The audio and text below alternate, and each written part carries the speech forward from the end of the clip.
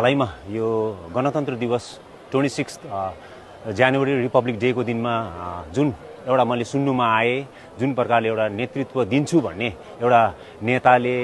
सिक्किमलाई नेतृत्व दिन्छु भन्ने सो कल्ड अब नेताले चाहिँ उहाँले भन्नुहुँदै थियो हाम्रो जति विद्यार्थी भाइ बहिनीहरू क्लास 10, 11, 12 कलेज पढ्नेहरू MBBS गर्ने सबैजना नानीहरूलाई चाहिँ एक दिन चाहिँ तपाईँ एक वर्ष चाहिँ तपाईँहरूले ड्रप गरेर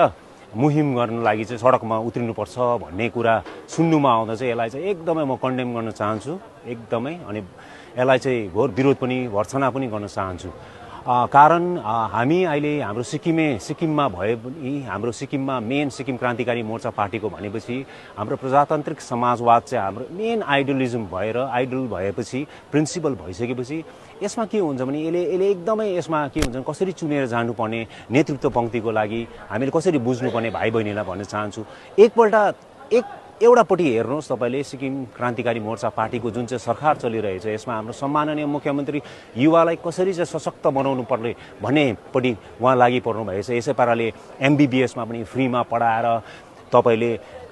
इन्जिनियर्स गर्नलाई पनि IAS गर्नलाई पनि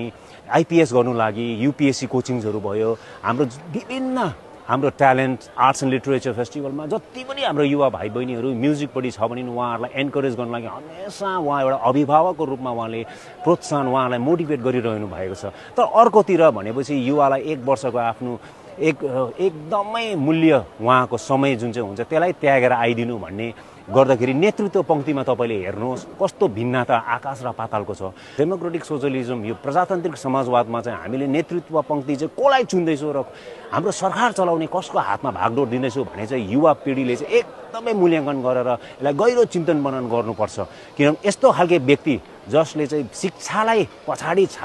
राखेर एउटा युवालाई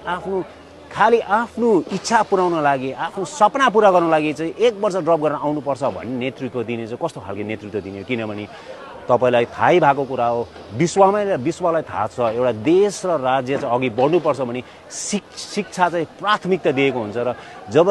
राज्य र देश चाहिँ शिक्षित जमातले भरिएको हुन्छ भने त्यो आफै उन्नति भएर जान्छ। यो एकदमै ठुलो यो कुरा हो र शिक्षालाई यसरी खेलाइँची गर्नु हुँदैन। जो शिक्षालाई खेलाइँची गरेर बोल्नेहरू त अब के भन्नु यस्तोले नेतृत्व दिएर चाहिँ सिक्किमलाई कहाँ पठाउँछ भने त मलाई चाहिँ अहिले डर पनि लाग्दैछ र युवा भाइ बहिनीहरूले पनि यसमा गहिरो सोच्नुपर्छ अनि यस्तोपट्टि लाग्नु हुँदैन। जमिनी स्तरमा आज जनता केवल एसकेएमको पक्षमा छ र जनताले मुड बनाइसकेका छन् कि 2029 मा 32 मा 32 एसकेएम हो भनेर। र हिजोस्ति मात्र उहाँहरूको एउटा फाउन्डेसन डेमा मैले भाषाको शैलीहरू हेरेँ, त्यहाँनिर जुन प्रकारले वक्तव्यहरू दियो विशेष गरेर गणेश राईज्यूले, मलाई त अचम्म लाग्छ। उहाँ सायद त्यो दिन भिड कम्ती देखेर उहाँले एक्सपेक्ट गर्नुभएको थियो होला धेरै भिड आउँछ भनेर, तर एउटा चुनिन्दा उहाँहरूको पार्टी समर्थनहरू जो गुमाइसकेको केही रहेका पार्टी सपोर्टरहरू आउँदाखेरि चाहिँ उहाँ त्यतिखेर फ्रस्ट्रेट हुनुभयो र आवेशमा आएर उहाँले सबै सिक्किमको नानीहरूलाई चाहिँ स्कुल छोडेर 2028 देखि चाहिँ school drop out college drop out गरेर चाहिँ उसको उहाँको पार्टीलाई सघाउनुपर्छ भन्ने उहाँले कुरा राख्नुभयो। यस्तो भाषाको शैली चाहिँ कुनै पनि लिडरबाट हामीले देखेका थिएनौँ। संसारमा कुनै पनि लिडरले चाहिँ कुनै पनि स्कुलको विद्यार्थीहरूलाई या त कलेजको विद्यार्थीहरूलाई ड्रप आउट गर्नुपर्छ भनेर चाहिँ राजनीतिक सहभागिताको निम्ति ड्रप आउट गर्नुपर्छ भन्ने अपिल गरेको कहिले पनि सुनेको थिएनौँ। अब उहाँको मानसिकता त्यही होला, किन भन्दाखेरि उहाँ त्यो 25 वर्षको सरकारमा एउटा अङ्ग हुनुहुन्थ्यो। त्यतिखेर 25 वर्षको सरकारमा हेऱ्यौँ भने ड्रप आउटको जुन एउटा समस्या थियो त्यो भारतभरि नै छाएको थियो जुन पवन चामलिङको शासनमा। र पवन चामलिङकै शासनमा उहाँको स्वास्नी पनि मन्त्री भएको, त्यसरी उहाँ पनि चेयरम्यान भएको र त्यो मानसिकता कहीँ न कहीँ त्यस भाषणमा बोलेको पनि हुनसक्छ। र यसलाई हामीले ठाडो रूपमा खण्डन गर्छौँ र विद्यार्थीहरू भनेको पढ्नुपर्छ, उहाँहरूको टाइम भनेको पढाइमा लाउनुपर्छ।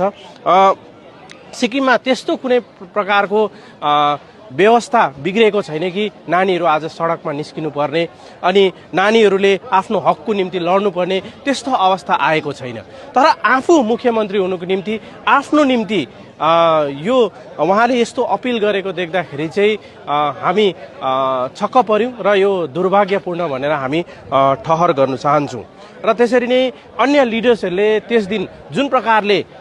अमर्यादित शब्दहरू प्रयोग गरेका छन्, अनकन्स्टिट्युसनल विभिन्न